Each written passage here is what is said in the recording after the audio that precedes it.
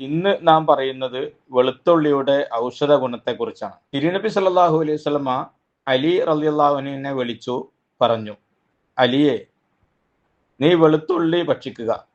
എൻ്റെ അടുത്ത് മലക്ക് വരുമായിരുന്നില്ലെങ്കിൽ ഞാൻ വെളുത്തുള്ളി ഭക്ഷിക്കുമായിരുന്നു. തിബ്ബുൻ നബവി.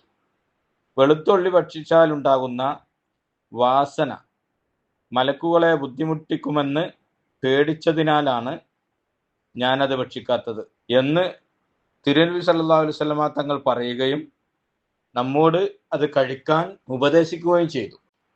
അതുകൊണ്ട് വെളുത്തുള്ളിയിൽ ഒരുപാട് ഔഷധ ഗുണങ്ങൾ ചേർന്നിട്ടുണ്ട്, പ്രത്യേകിച്ച് ഇവക്കൊക്കെ.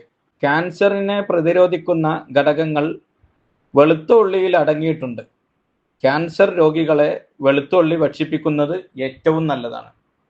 ക്യാൻസർ പിടിപെടാതിരിക്കാനും അതിൻ്റെ അണുക്കളെ നശിപ്പിക്കാനും നല്ല നാടൻ വെളുത്തുള്ളി ആവശ്യത്തിന് വാങ്ങിയിട്ട് തൊലി കളഞ്ഞ് കഴുകി വൃത്തിയാക്കി ജലാംശം വറ്റിയതിന് ശേഷം ഒരു സ്ഫടിക കുപ്പിയിലേക്ക് ഇട്ട് അത് മൂടും വരെ ശുദ്ധമായ തേനൊഴിച്ച് കാറ്റ് കടക്കാത്ത രൂപത്തിൽ അടച്ചു വെച്ച് 41 ദിവസം കഴിഞ്ഞതിന് ശേഷം അത് ഇളക്കി അതിൽ നിന്ന് 3 വെളുത്തുള്ളിയും 1 ടീസ്പൂൺ തേനും രാവിലെ വെറും വയറ്റിൽ കഴിക്കുക.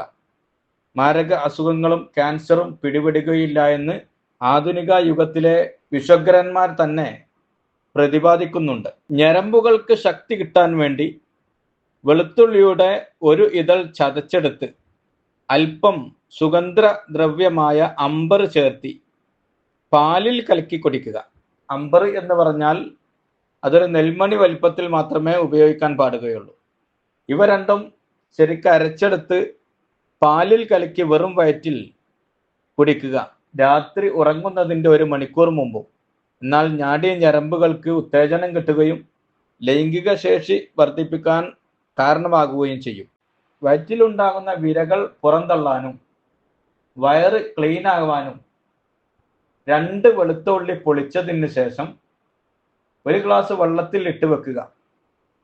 നല്ല കൊടൻപുളിയുടെ 1 ഇതളും ചേർത്തി അടച്ചു വെക്കുക. രാവിലെ അത് ഇളക്കി വെറും വയറ്റിൽ കുടിക്കുക. തുടർച്ചയായി 3 ദിവസം. ഇങ്ങനെ ചെയ്താൽ വയറ് ക്ലീൻ ആകുകയും വയറ്റിലുണ്ടാകുന്ന വിരകൾ പുറത്തു പോവുകയും ചെയ്യും. ഇങ്ങനെയുള്ള റെമഡീസുകൾക്ക് വേണ്ടി നമ്മുടെ യൂട്യൂബ് നിങ്ങൾ ഫോളോ ചെയ്യുക. വീണ്ടും കാണാം.